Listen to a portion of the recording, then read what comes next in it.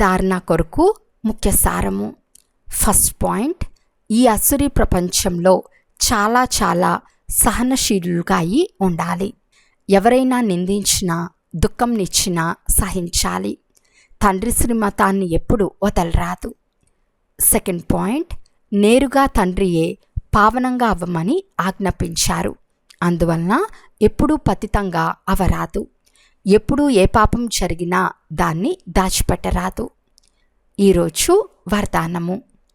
ఏకనామీ అంటే ఒకే పేరు మరియు ఏకనామీ అంటే పొదుపు యొక్క పాఠం ద్వారా అలజడిలో కూడా అచల్ అడోల్ భవ. సమయానుసారం అశాంతి మరియు ఆందోళన వాయుమండలం వృద్ధి చెందుతూ పోతున్నది.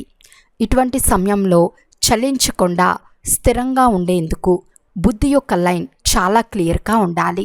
అలా ఉండేందుకు సమయానుసారం టచింగ్ మరియు క్యాచింగ్ పవర్ యొక్క అవసరం ఉంది.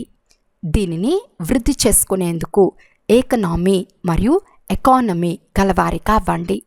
ఏకనామీ మరియు ఎకానమీ చేసే పిల్లల లైన్ క్లియర్గా ఉన్న కారణంగా బాప్దాదా ఇచ్చే డైరెక్షన్ను సహజంగా క్యాచ్ చేసి ఆందోళనలో కూడా అచల్ అడోల్గా ఉంటారు, అంటే స్థిరంగా ఉంటారు.